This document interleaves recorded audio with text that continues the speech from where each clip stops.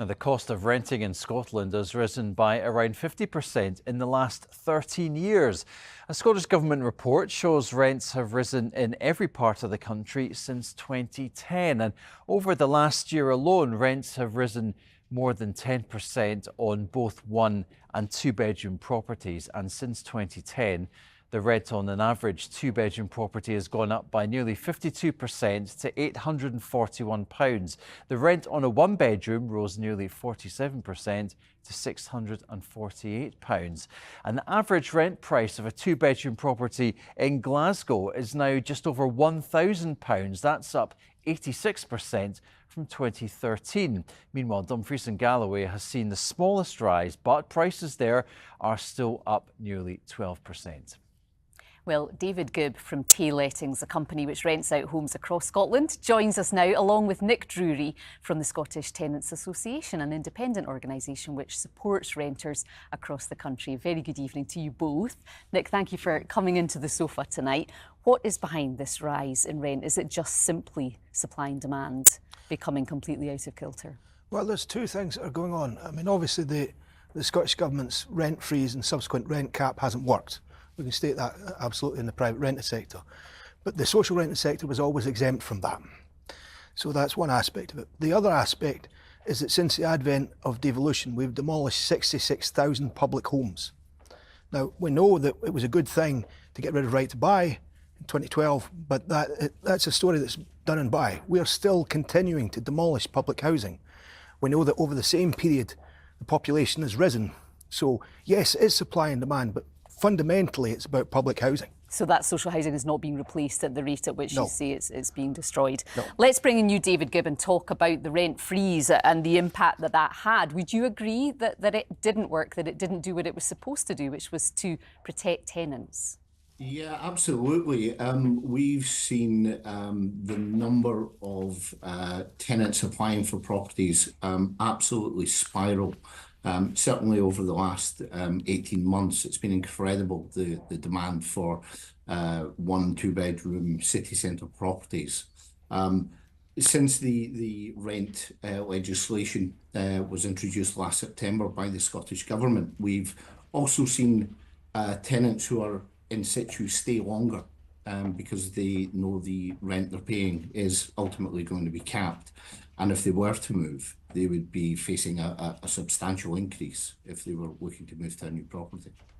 And what about the claims as well that there was loopholes in this that allowed landlords, though, to simply get out of the rent freeze in terms of it only applied to existing tenancies, didn't it? So if any situation changed, they were able to simply introduce a new cost.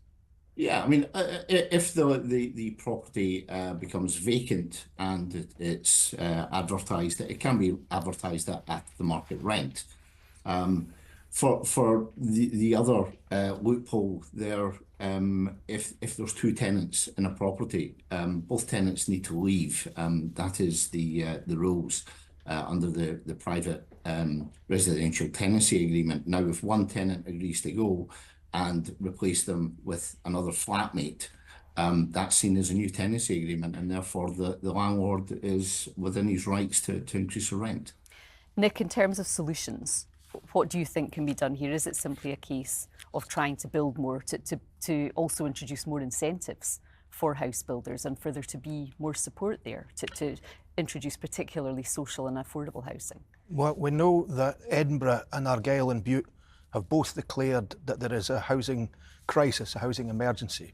We know that on Thursday, it's very likely that Glasgow City Council will follow suit. Now, we need more money to build new houses, and it needs to be public homes.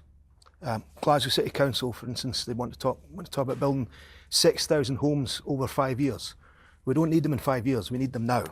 And what does announcing a housing emergency actually mean in reality, though? Will it lead to change?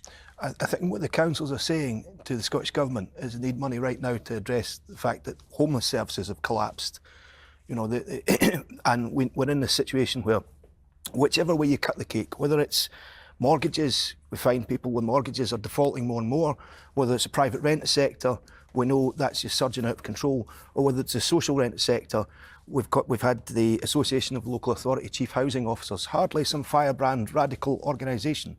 This is a body that represents people who run council housing, saying we need 125,000 public homes now to address the 244,000 people who are on waiting list for council housing. Okay. We're also in a situation where we've got 16,000 bairns who are homeless. If we add up all the homeless people in Scotland, it would amount to a city the size of Perth. And it's just getting worse. David, in terms of solutions, what are your thoughts, particularly to make the private rental sector more affordable for people? Yeah, I mean, I have to agree with Nick in terms of this is not a simple overnight solution. And I think, tinkering around the edges of tenancy legislation is not going to help. I think what we need to see from the government is, an approach to the private rented sector, as well as the other housing sectors, to come together to work out how we can resolve this and, certainly encourage more investment into the housing market in Scotland. Would something like build to rent work then, and reintroducing help to buy as well?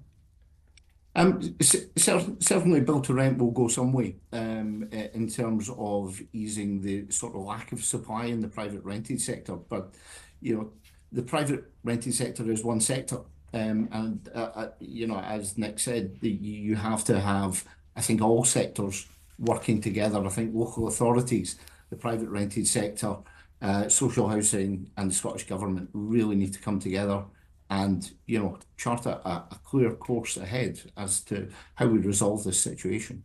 OK, well, good to hear from both of you tonight. Thank you. We're grateful for your time. David Gibb and Nick Durie, many thanks.